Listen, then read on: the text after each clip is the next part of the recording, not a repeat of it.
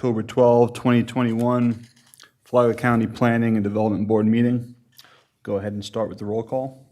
Michael Boyd, Here. Timothy Connor, Jack Corbett. Here. Mr. Goodman advised us he has a conflict for this evening. Mark Langello, Here. Anthony Lombardo, Here. and Fernando Melendez. Here. Thank you, and we do have a quorum. Let's pledge to the flag. Pledge allegiance to the flag of the United States of America and to the republic for which it stands, one nation, under God, indivisible, justice for all.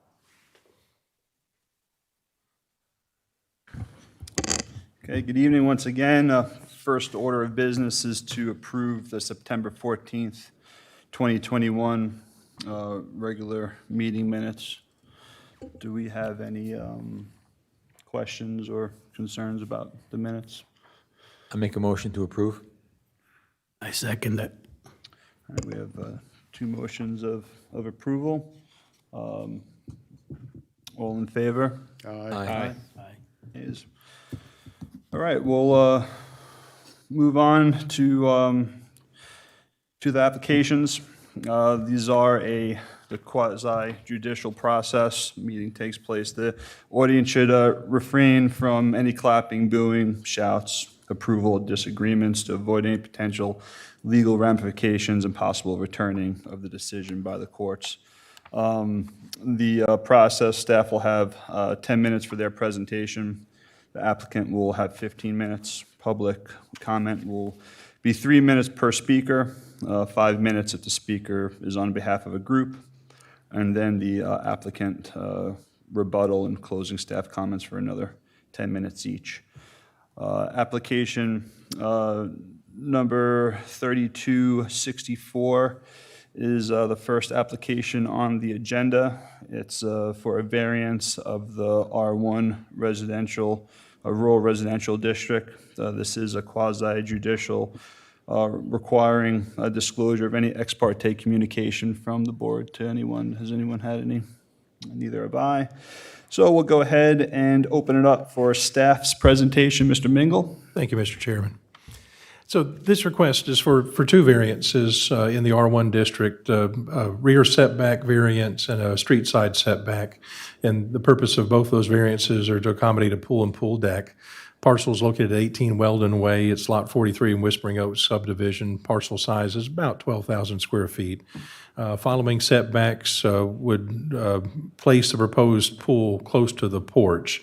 And so that's why you saw several iterations of a plan, one assuming the setbacks were met, but would then be close to the existing porch. And that porch, one of the questions we had at TRC review was, well, can you remove the porch? And the applicant responded back, and you have that in your packet, that said, no, to do so would be a hardship for us because that integrated roof structure that's there. Variances would give the 6 feet between the porch and the pool, avoid the shell mound that's to the south on that interior side lot line. The left side lot line is where that shell mound area is. And this is a before-the-fact variance request, so this is not any pending, it's pending permit, but not any work that's been done at this point. And so they're asking for it at the proper timing for us. Good to note here that there are setbacks for lot of record, and this would be a lot of record, but the only setback that's reduced in the lot of record scenario is the side yard, reduced from 10 to 7.5 feet. So it's really not of benefit here to them, but certainly this is a lot of record and would benefit from that lot of record status. I wanted to show you the maps that we usually go through. These were part of your packet. This shows the aerial from the property appraiser showing the subject parcel. And to the north, you have that portion of the still open 20th Road. And it's not unlike the other portions that we have of those roads that are on that east side of the intercoastal where they're platted. The roadway itself terminates, in this case, at Weldon Way. And then you have this kind of informal use that's happened. It typically becomes a local fishing spot or kayak launch or canoe launch for persons in the neighborhood. But you have that going on there. The street has not been vacated. No intention on our part, and you probably remember the discussions that Board of County Commissioners had on Pamela Parkway on vacating those. And so there had been some discussion previously of either recognizing them all as parks or vacating those. And at this point, we're going to leave status quo just like it is. So that is considered, because of that being at least a paper right-of-way, a platted right-of-way, still to be a street side and would have the street side setbacks applied to it, necessitating the variance request that's here before you tonight, at least one part of that variance request. Here's our flume map, and that's showing your residential low-density rural estate consistent with its neighbors. The zoning itself showing the rural residential, the R1 zoning, again, consistent with its neighbors. And then flood zone, and a little bit of a blip there, and I'm not sure if that's exactly correct, but that's what it showed after the LiDAR review that we had with the 2018 map revisions, and so it's showing the entirety of Lot 43 within the special flood hazard area in Zone AE. And the request for the pool and pool deck isn't really impacted by the flood zone presence, but I'm always going to report it to you. And then this graphic shows the sands that we will usually go through and show you the soils maps. This lot, along with its neighbors, being mostly Bimini sand. In fact, we have all of that throughout this area. And then the presence of the wetlands, something else we're reporting to you, and no wetlands present or in the vicinity of this use. And then these pictures, we got some of these. I put it in your packet. These were off of kind of just common use stuff. We got it off of Google. I think this may have been a Zillow link that we had. And this is, I believe, before the Trimbleys bought the property. And so this isn't necessarily real recent. And you'll actually see here the deck's painted, or the out to the dock. It's painted here, it's not. I'm not sure which one's more recent than the other, but I wanted to give you some orientation. So this is facing kind of easterly. This is from the dock. I got the intercoastal behind me and maybe a little bit off to my left, and so that portion of 20th Road should be right there. You can see that portion there kind of in the center, just to the left. And so you've got the home that you can see, and wanted to show this more than anything else so you can get some orientation of the backyard and also see that porch area that we're talking about. And so that porch being just below that A-frame roof structure, you can see how that porch is placed there. This would be the area of the pool itself and the deck. And again, so then I'm going to be to the side of the intercoastal from that porch that you can see here in this photograph. And then this is looking out towards intercoastal from that porch area over that. Changed a little bit here. You can see that mound off to the left-hand side, the south side, that we're all trying to avoid. So this is a graphic that they submitted based on the survey. A little busy, but it shows proposed pool, has some setback information. Probably less critical than these that were drawn by the pool company. This one assumes no variance and has the pool close to the porch as I described. It shows the 10-foot setback at the rear, shows that distance then from the street side on the right-hand side that would meet the street side setback, and then this would be the alternative that they're asking for through the variance. About 6-foot separation from the back porch, give you about 3 feet off of that rear property line, roughly where the water's edge is, and would then have also that closer setback to the street side on the north or the right-hand side when we're facing the property from Weldon Way. These are the photographs provided by the applicant. This is looking from that pool area in the backyard. The porch is on the right-hand side, intercoastal's on the left, and I'm looking towards that portion then of 20th there with the fence and the access. One of the questions we also mentioned in TRC is, how could you get around here and make the pool happen, the construction, avoiding septic tank and drain field, and they assured us that with this access point, septic tank and drain field will be fine. They're not going to have to impact that in any way to do this construction in the rear. And so you can see the line there with the requested variance. Proposed pool area would be there in that foreground. And then here also, again from the packet, showing the distances that they're including. And like how this was done, it's maybe a little basic, but it's also something I think we can all understand there, where the limits of the pool are, where the deck would be, shows then that approximate distance off of the seawall and the property line itself. Again, here's that kind of showing that overview from the ground level, and then current proposed pool edge that would be there. That's that 1.5. I think that's actually That's without the variance, wouldn't it? Because that'd be the closer distance, and so that's not the preferred. The proposed pool that you see at the top, that's with the approximately 6 feet, and so that's with the variance in place. So you can see the difference there, how close it would be if the variances were not granted. And then there's that Coquina Hill we're talking about. So this is facing towards the south side on the left-hand side of the property, and then off to the right is the dock. And so that's the thing we're all trying to avoid there. That we mentioned in the staff report, it's got some natural characteristics. Aside from the thing being basically a square lot, this does give you some differences in topography that are out there. So I've got some options for the board. Approval of the variance would be one option.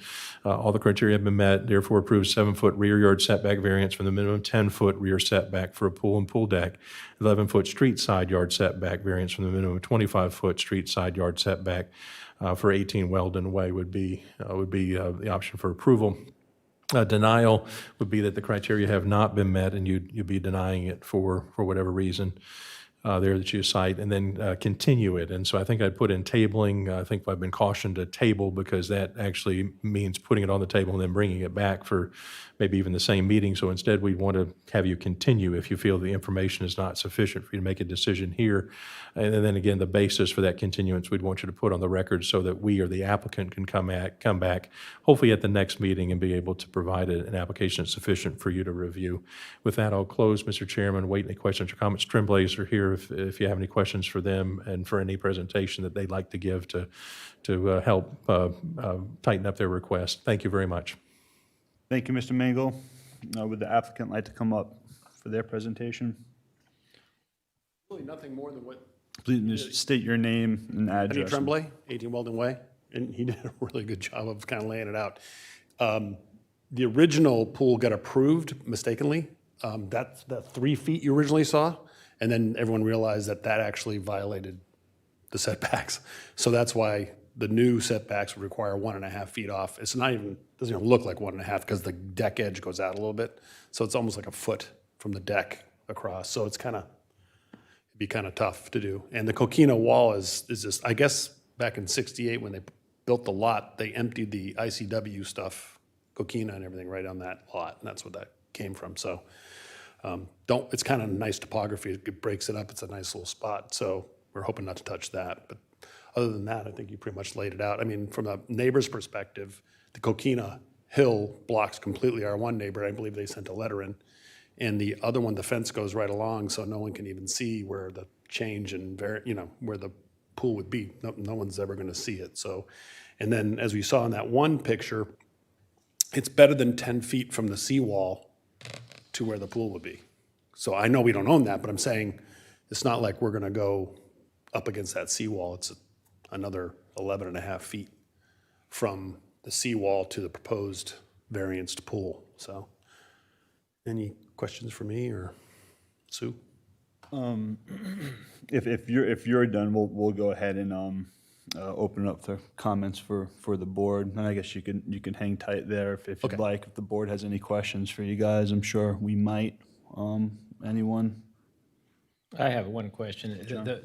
The fence that's in the picture, is that on your property line? It's on the property line. It's Your been property, there. yeah. Yeah. Thank you. Anyone else have any questions for the applicant?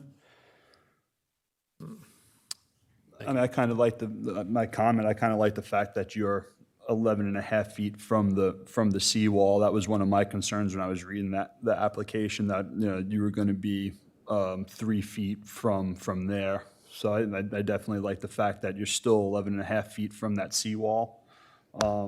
It's just a comment. I don't have any questions. Anyone else? It's actually more than 11 according to his drawing there. It's going to be 14 feet. Would that be correct, Adam? Right, 11.5 from the lot line, then we have another 2.5 feet from. Right, correct. So I do have a question for Adam, though. Adam, what was the depth of this lot? He said it's square. Is that an 80-foot lot? Yeah, not exactly. It's 100 by 120, I think, and that gives us the 1,200. And I can't. Oh, it's 120 deep or 120 wide? 120 deep, wasn't it?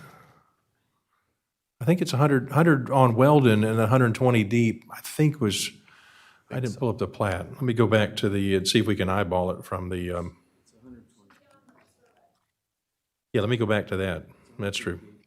So here we show it here. So 120 feet deep, 100 feet on Weldon. And so you have 120 feet platted along the north and south line. So it's a rectangle. Thank you. And I think you pointed out the building is actually violates everything because there was no setbacks at the time when they built the building. So the pool is still inside the envelope of the building towards the lot line. So you're not going even further towards the lot line. It's actually well within the building structure as far as the setback from that side yard. If there's no more question for the applicant, you go ahead and take a seat. Open it up to public comment. Would anyone like to come up and comment on this application? No public comments. Any further board discussion? Mr. Langella? Chairman. Chairman, Yes, Mr. I'd Boyd. like to make a motion to approve. You have one I motion. can second that. We have a second. So I have a motion and a second. Any discussions on this? I call in question. All in favor, say aye. Aye. Aye. All opposed? Application passes unanimously. On to the next.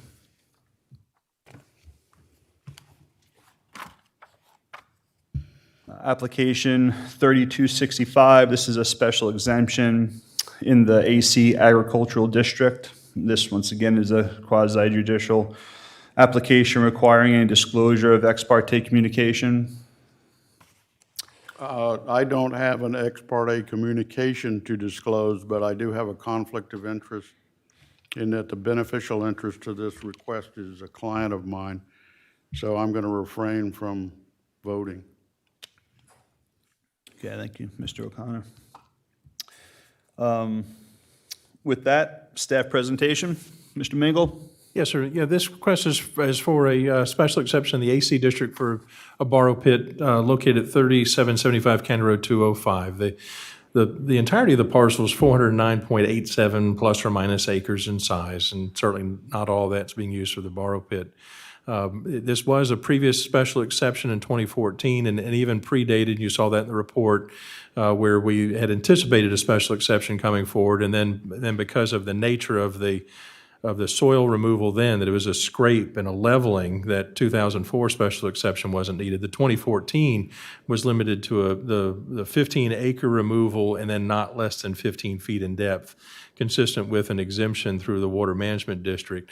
And when we did that 2014 special exception, we anticipated something more coming back. And so we had included in that if there was more to come, they would come back through a special exception, foreshadowed this application.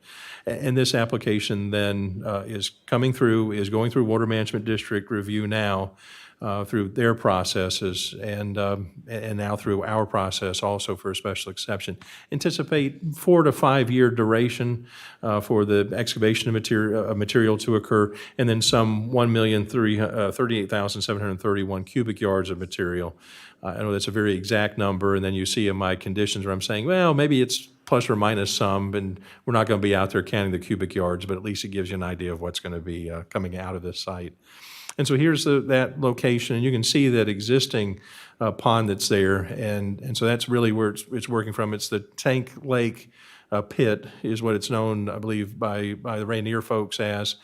And so you can see the bulk of the property there in that 409 acres being on the opposite side of the FPL tract. And so you've got the old railroad bed that forms the kind of the northerly northeast portion of the property limits. And then you've got that FPL property, the FPL power line then forming that kind of southwesterly boundary. And it gives you an idea of what's around it, and really that's Rainier planted timberlands is what's in the vicinity. And you can see why this site was important, because this site's got good access. It's outside of the conservation area that we had mapped on the flume map, and agricultural in its zoning, which again special exception is allowed here. And then we're avoiding those flood areas, and so we don't have any of the shaded A or the AE zones. This is entirely within that zone X. and your wetlands. And so you've also got that. Again, you'll see some more exact delineation of the wetlands that are occurring on their actual site plan, this being that presumptive wetland map that's available from the National Wetlands Inventory. But you can see why this site was chosen and was optimal for that use back in 2004, back in 2014, and why it works for us now. And so here's the actual plans themselves, and showing that that increase in the area, the newer limits, again, still avoiding any of those wetland areas, maintaining a 50-foot buffer adjacent to those. And then with the detail within the site plan of having that access route around the entirety of the pit itself, and then along with then that drainage swale that's there that makes sure that any stormwater comes back into the pond itself. Excuse me. And another detail then on the nature of the excavation itself, with that cross-section at the bottom showing the limits of the pond, and all of this being then as part of your backup, not showing up very well here on the overhead, but completed by Matthews Design Group, showing the extent of the excavation and what that finished look will be. Stating for the record also, Water Management District will have some conditions on this at the end on completion of the pond in order to close out the permit, and they'll be watching it just as well as we will, through our conditions. And with that, options for the board: approval with conditions, and having these special exception conditions listed here, and I'll kind of pick over them quickly. Excavation limited to that 1,038,731 cubic yards plus or minus, or around October 12th, 2026, unless subsequently extended through a special exception request, whichever event occurs earlier. Maintenance of a 50-foot buffer around the project perimeter and work limits, and wanted to specify there that my intent with that, and just to be very clear, and if you could add maybe clarifying language, we had a question from the agent for the applicant, if that meant the limits of the pond itself, or if that was intended to be some limits on that perimeter road or the ditch. I meant the limits of the pond itself, and this was consistent with the previous approval back in 2014, and so wanted that work limits for the pond. If you could, if you choose to approve this, add that language as provided by staff to condition 2 here as recommended. Number 3, operations limited to 7:30 a.m. to 5 p.m. Monday through Saturday. Outdoor storage, if it's provided, would be shielded by fencing or natural vegetation. All other agency approvals and conditions to be met prior to the commencement of work, and then maintained for the duration of the project. Construction of a concrete paved driveway connection to County Road 205 to be in place where that access point connects to the county roadway. Construction of necessary improvements within that public right-of-way on 205 to ensure safe traffic movement on and off County Road 205 with no damage if there's any additional construction that's needed. Approval of conditions run with the land and transferable to any subsequent owner or operator. And so you had that packet there that was pretty extensive on the ownership history with that, and basically still remaining within entities of Rayonier. And so wanted to have this and bring it to your attention that this is transferable then to successors if they choose to have a subsidiary company or sell the land. This condition, this special exception will prevail and will then transfer to the next owner. The option for denial would just be that you find the guidelines are not met, and you would opt for denial, and then continuance, as we had said before, again, for some reason that we haven't provided sufficient information to you, either at staff level or the applicant, and that we would ask then that this be continued to time and date certain to the next meeting, so that we can then come back and provide that information to you at that meeting. With that, I'll close, Mr. Chairman, wait any questions or comments. The representatives of the applicant and the agent are present in the chambers, and I think the agent has a quick presentation they'll make, and wait any questions or comments from you. Thank you. Thank you, Mr. Magel.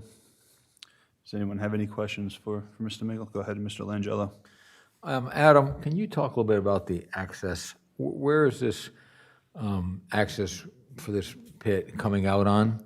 And is there anything, special considerations? Are there any homes near it? Can we talk about how Let's see that's if I can working get out? there. Yes, sir. You said this is going on over 3 years? It'll be anticipated right now for about 4, maybe 5. And so I said, let's go ahead and be cautious and make it 5 years. And so this is here in Espanola. This is the Hall Road. This is the Hall Road that was used in 2014. And It's coming right into the little heart of Espanola. it is. And so let me get you on a street view. And I think, yeah, it's the old railroad bed. And I think the improvements were there. You can see the edges of when 2014, we had a similar condition that was placed on maintaining this apron. And so you can see what we had. And this is where it's coming out. I think there are houses that are back in this area. Let me go back out of the street view. And I think we could zoom in. As you can see, let me get us back oriented to the north. You can see there are some homes that do back up to that. So here's that Hall Road coming through. And that's part of the reason why I wanted to have the hours restricted to the daylight operations, Monday through Saturday. That was also consistent with what we had before. And even better, the applicant this time, I think we had it later last time till 6. This time I think till 5:30 is what they've agreed to. But you can see here the neighboring homes that, in response to your question, there are homes, there are residential lots that abut that Hall Road.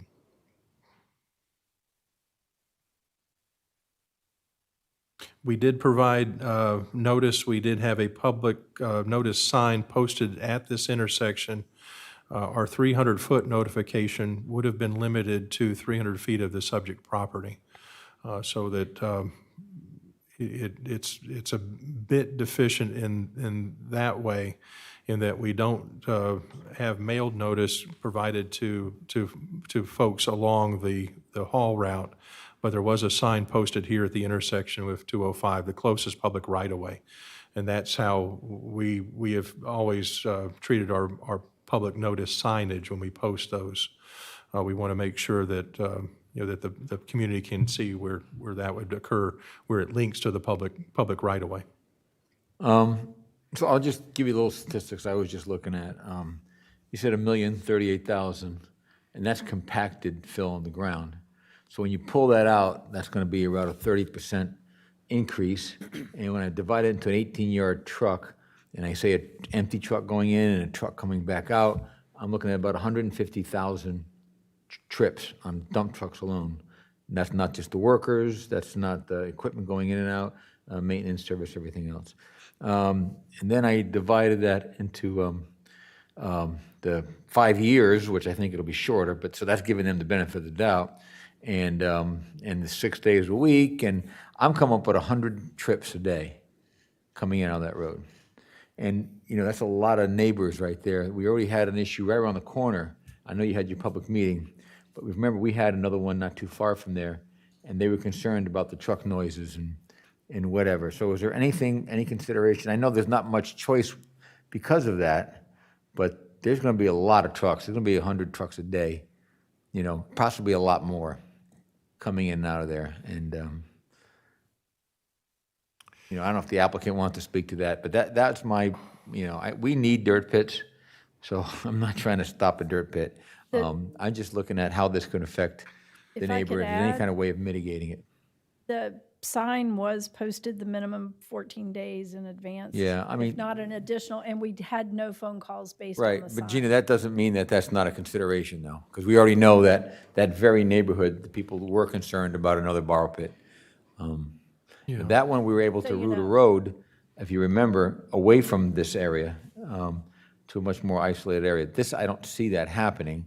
I'm glad that we have the concrete apron, because, 150,000 trips tearing up that edge of pavement would be awful as well. There's no signalization there, there's nothing there. Yeah. So just didn't know if there's any, if the applicant had any mitigation, if the county had done anything to consider what that impact's going to be in that neighborhood. Well, and part of what I'll offer, I realize it's not as much, and I understand, the limits that were there before in 2014 were, it was less material. It was less that was coming out, but you have I suppose, a bit of an incidence of history. good that we've had, had that history, and I think they've proven they've been good actors in that time. But I certainly understand what you're saying. This is a much larger volume, and I'm looking here, I think we can all see we know what will happen. The majority of the trips will be heading eastbound on 13, and so they'll be making this movement out. You can see that's the route, and yeah, and I understand, and I'll let the applicant kind of speak more directly to that. To me, if we don't ask the questions, I think we're not doing our job. And Understood. I think, again, just because we noticed it, I mean, people don't understand half of that anyway, but they'll understand it when the trucks keep going out and, God forbid somebody gets hurt in the road and they're saying, well, what was ever done there? And Yes, sir. I'm just asking the questions, what are we doing to mitigate any potential issue? Thank you, Mr. Chairman. Thank May you. I ask a question? Mr. Melendez? Adam, I have a question on the approval with conditions. I don't see anywhere in here, as it was approved back in 2014 on an excavation debt. Is there going to be a limit on that this time around? They have it at 15, not to exceed 15 feet, the excavation. Back in 2014, they approved that, but I don't see nothing on the approval with condition here mentioning the actual depth of how deep they're going to excavate. Yeah, the depth's specified in the plans, but I didn't want to get to a depth as much as an approximate volume of material and the timing. And so, I think those set our limits. I know, and I'll tell you quickly, and I'll be straight up about it. I'm not going to be out there measuring to make sure that it's 1,060,000 versus 1,038,731. And so it's, I think, not trying to be too quick about it, but with both the plan set, the review by the county through the special exception and the conditions, and then also the permitting through the water management district, I'm comfortable that the limits will be set. Through the plan approval for, the approximate limit on the material. My reason really for going over this was to, as Mr. Langelo had headed into it, is to give you some idea of the trips that would be involved, of the duration of the operation. And so I think the depth may not be as important as much as the overall volume and the length of the operation on the site. All right, thank you. Thank you. Any other questions for staff? Okay, at this time, the applicant would like to come up for their presentation.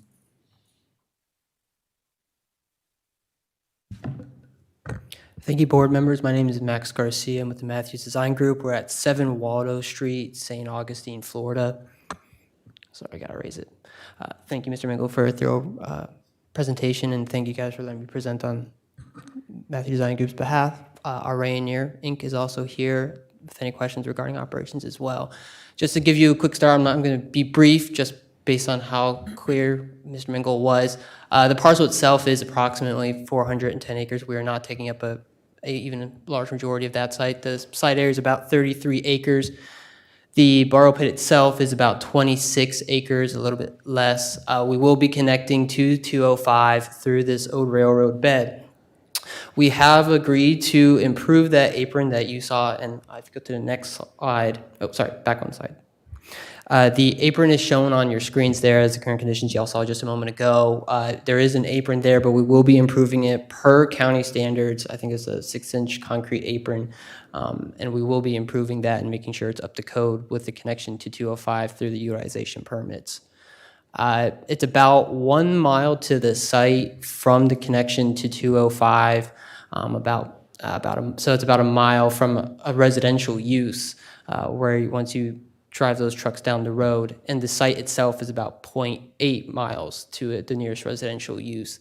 To address your earlier concern about operation size, I don't have the quick math here, but we did come to about 35 average trips a day, topping about 50 trips a day in terms of trips for those haulings. Next slide, please. So just to go quickly over zoning and land use, as Mr. Minkle stated, this is a prime agricultural We zone property for this type of excavation work. Just to give you an idea, we do border the city of Palm Coast on this site. Across the road from Old Railroad Bed is city of Palm Coast jurisdiction, and it has a zoning designation of MPD. Rainier also owns this site and intends to continue its utilization for timberlands. Next slide, please. Just to give you more details regarding the compatibility, the map you see here is from your property appraiser map. Showing in yellow is all the property that Rainier owns just surrounding this site. Every property surrounding this site is owned by Rainier. In this picture itself, with the exclusion of the Espanola Cemetery at the very bottom of that image, is owned by Rainier. The easements, of course, on this property by FPL are an easement to them. And that's the only route kind of going through there that we don't own and maintain. Continue on, like I mentioned, there's no adjacent or non-compatible uses to our site. The 207 site entrance will be improved, compliant with county standards. We will get all required permits to make that connection, and we will also be having a stabilized entrance at the Borough Pit entrance, which I'll show on the next slides. But we're also not going to have any permanent signage. There's not going to be exterior lighting. There's no built structures on this site. Off-street parking, refuse areas, anything of that nature would be temporary. Or don't intend on keeping this around. It is an active construction site. Next slide, please. So we were talking earlier about that 50-foot requirement as part of your conditions.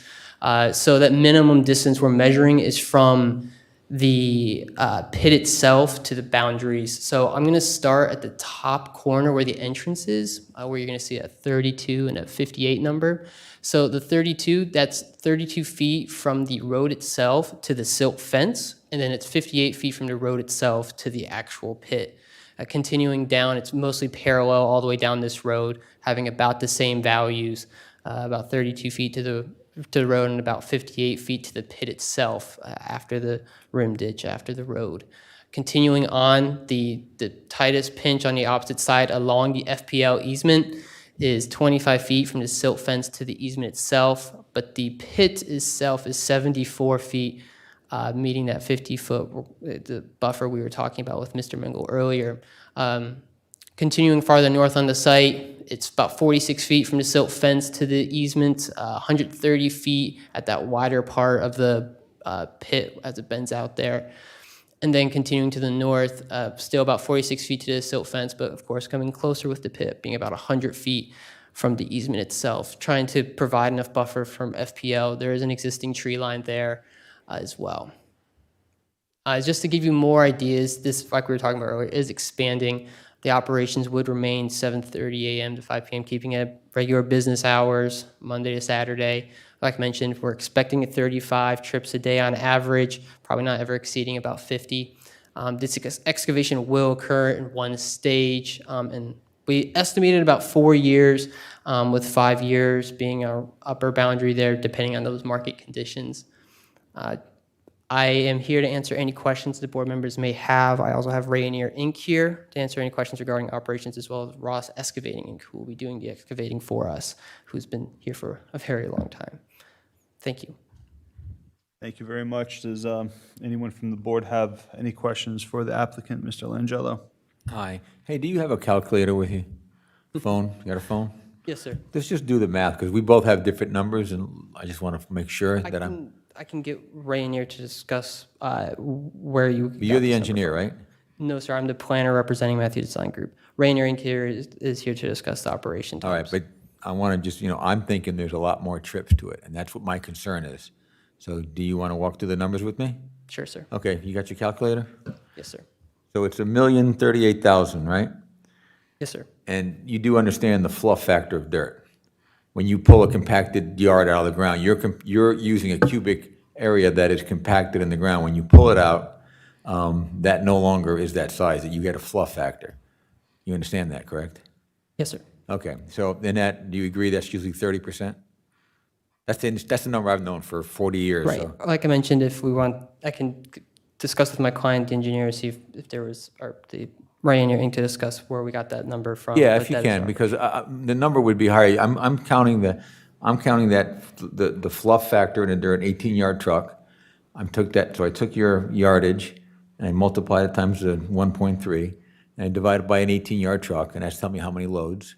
And then I have to have an empty load going in and then a full truck going out, because the big trucks just don't appear. So I think that's where your number, you said 30-something, you add the extra 30%, you get 50, and then you say an empty truck, you're probably up to my number, which is 100. That's where I think we're at. So I think the trip number is higher than what you're saying. And it's important because I just want to know what we can do, what you guys might propose.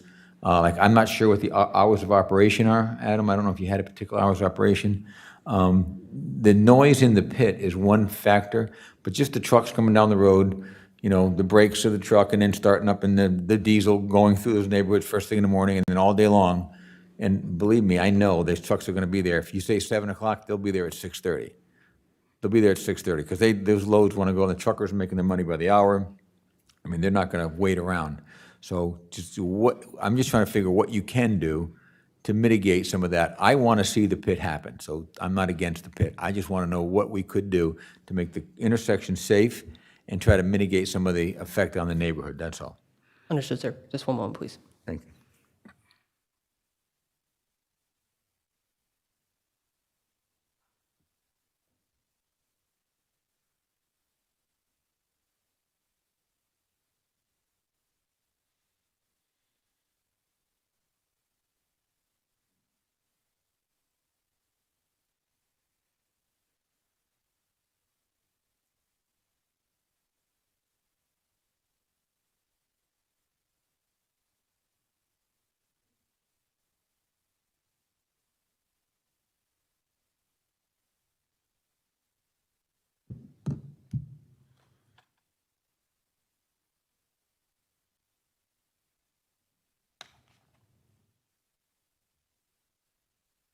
Thank you for doing that calculation for us, sir. So we were understanding one trip as you going in and coming out as one full trip.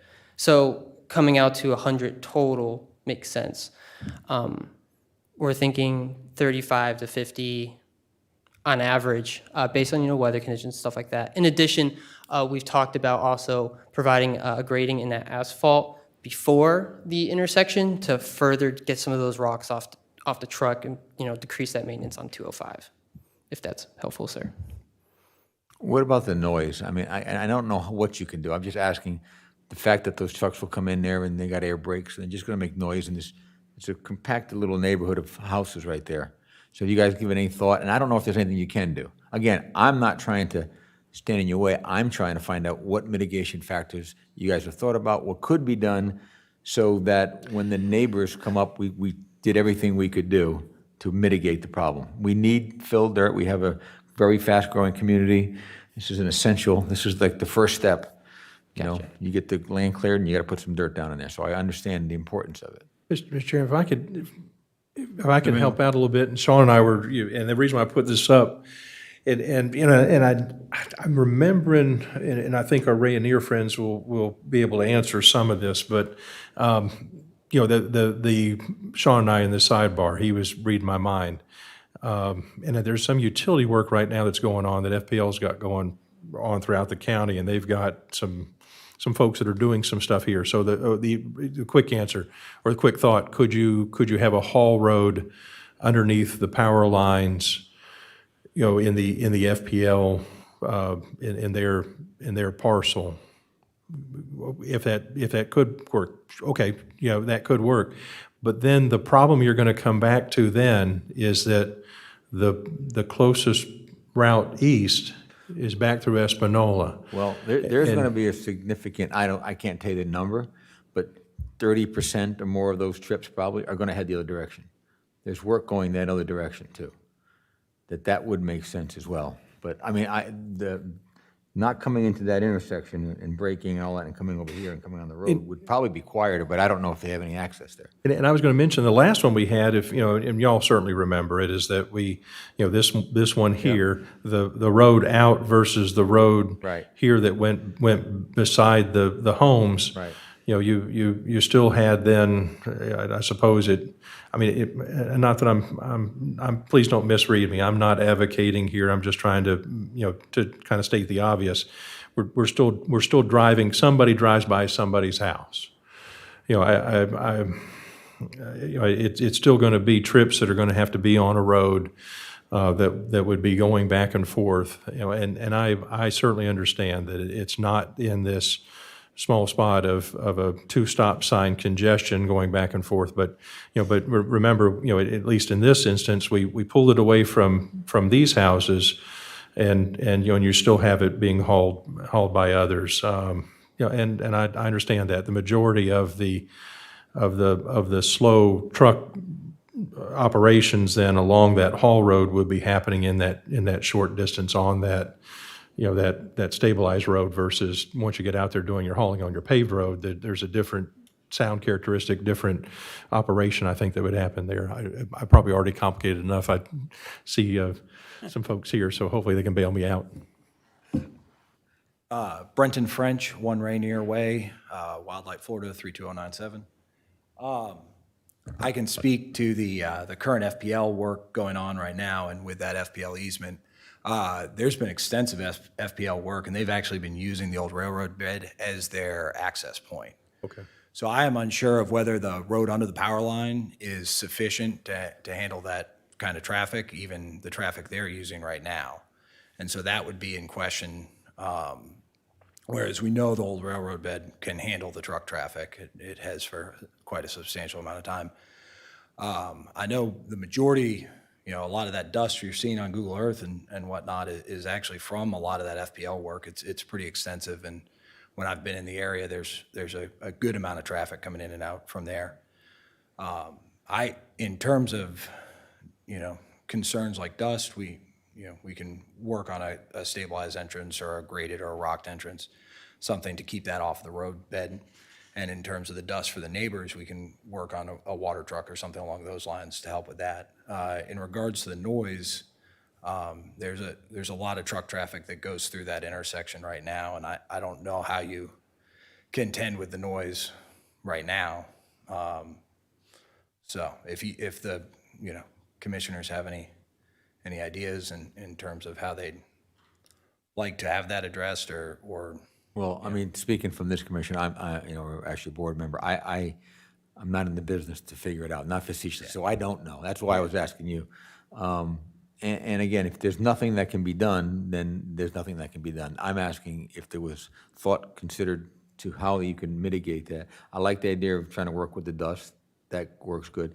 And maybe also there could be some signage all the way around alerting this entrance road for trucks, because there is no signalization for that. So you're sort of cutting across, and I don't know what the hours of operation are, Adam. We got that 7:30 to 5, I think is what they. 7:30. Yes, Okay. sir. So then it'll be starting at 7. That's better. Yeah. Okay. Thank you. thank you.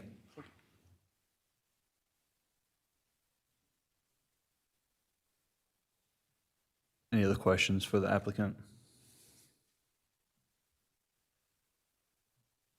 Thank you very much. Thank you. Appreciate it. I'm going to go ahead and open it up to public comment at this time.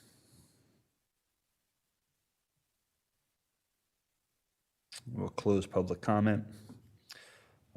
Additional board discussion. Langella made some very good points.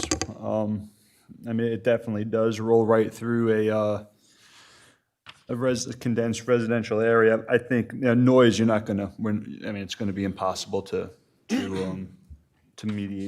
mitigate that. But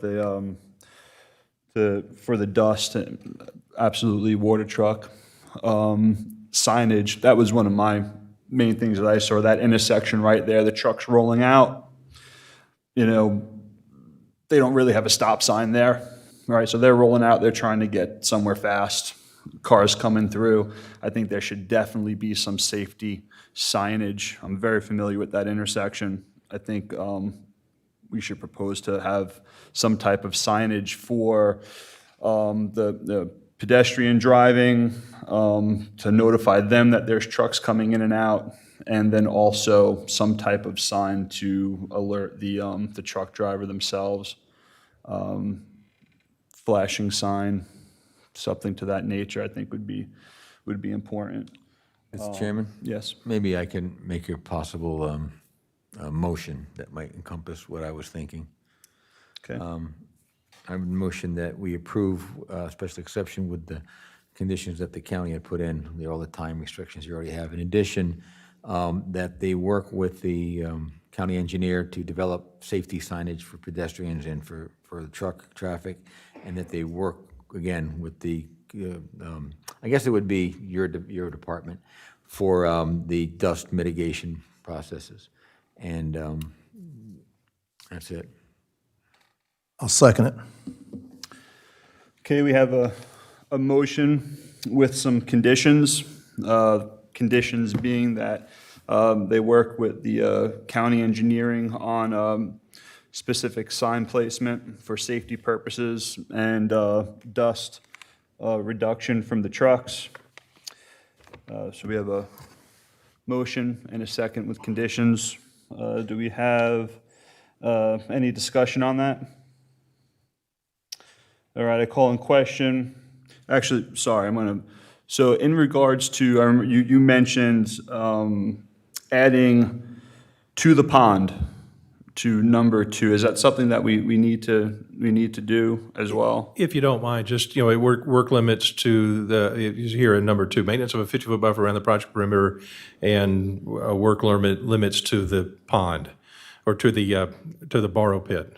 And so that my intent was or whatever language, I'm not accurately crafting it right now. Project perimeter and the borrow pit. I think that'd be fine, instead of saying work limits. I'm fine with borrow pit. So we'll add that to the motion. Okay, so we have a motion. Mr. Langella, are you okay with? Yes, I will add that to my motion. Okay. So Mr. Mr. Boyd as well. All right, so we have a motion and a second with conditions that the applicant works with the county engineering on proper safety signage for the trucks and pedestrians, and also working with them to mitigate the dust that the trucks are going to cause coming in and out of the service road, and as well adding to number 2, maintenance of a 50-foot buffer around the projected perimeter and working limits to the borrow pit. No further discussion. We have all in favor? Aye. Aye. Aye. No nays. This Abstain? abstained for Mr. O'Connor. We pass unanimously. Well, no, actually, no, we don't. Almost. Almost. We almost passed we passed unanimously without with dissent. 1, 2, 3, 4 approvals and 1 abstained for the application. 5 approvals. 5 approvals, sorry. I forgot myself. All right. Moving on to, that's it. Staff comments? Do you have an update on our Marina Land Development Code amendment? It was heard by the board, and it was denied by the board. Mr. Million provided testimony to the board that he was not satisfied with the outcome, and the board had voted, I believe, unanimous in the ones that did. Oh, it was 4-1 maybe on the motion then to deny. And so at this point, that amendment to the Land Development Code is effectively failed at this point. There were no recommendations from the board on what they would like to see as far as changes made. But at the same point, I have to provide that feedback to you, but also to tell you that we have had communication with Mr. Million. He has expressed to us that he would be proceeding then with the special exception, the similar use language that you had made the approval on, so that we anticipate a special exception application to come from him specific to his parcel, seeking that approval of a marina at that Hammock Harbor location. And timing-wise, that would come at the earliest, it would come at the December Planning Board meeting after appropriate notice. So just to make you aware of that. And if anyone reaches out to you for your opinion on any of those items, just be cautious about it, that it will likely come back to you in some form or fashion for your review at a later meeting. And I have no other comments thank you, Mr. Chairman. Thank you, Mr. Mingle.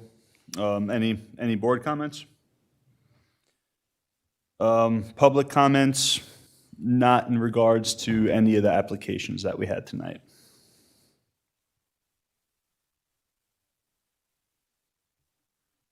Good evening.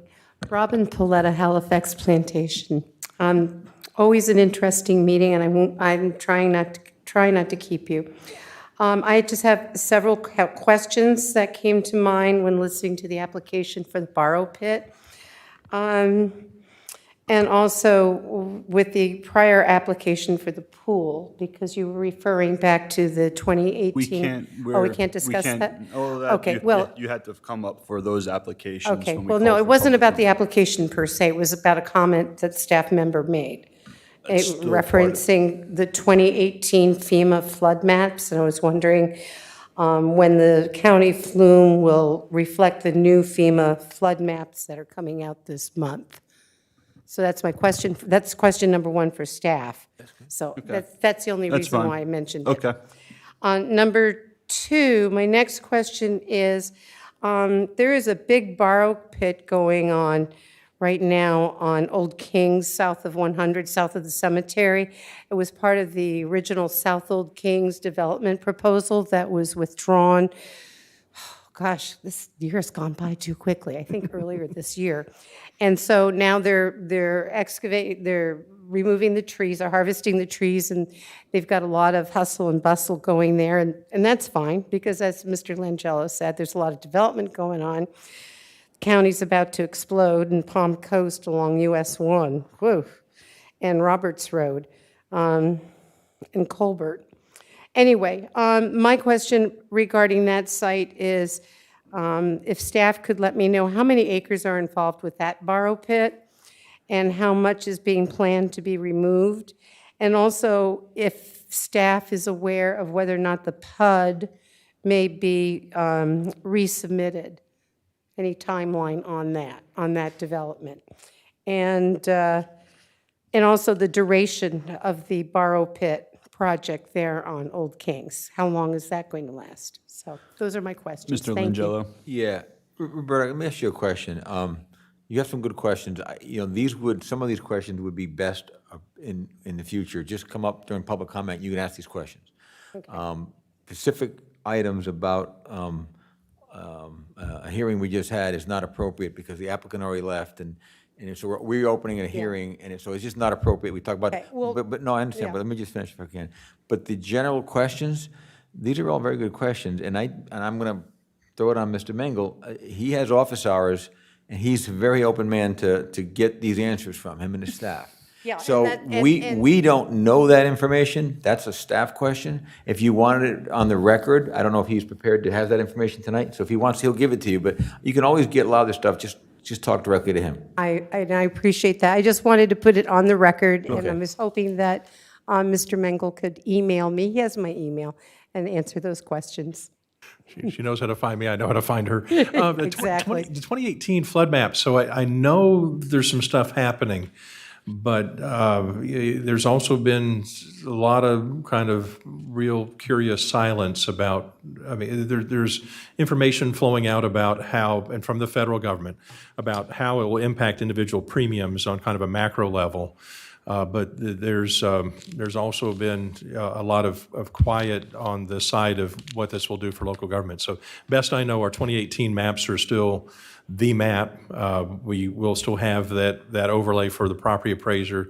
And I guess I'll caveat all of what I'm saying until I'm told otherwise, or until we have to adopt something different, because we just went through those. And best I knew, the next step for us we were excited about was there was the process we had that brought us the new maps for what we had was called the program was called Risk Map, and it was geared towards the coastal side. There was a St. John's risk map that I was last involved in a discussion on as recent as before COVID.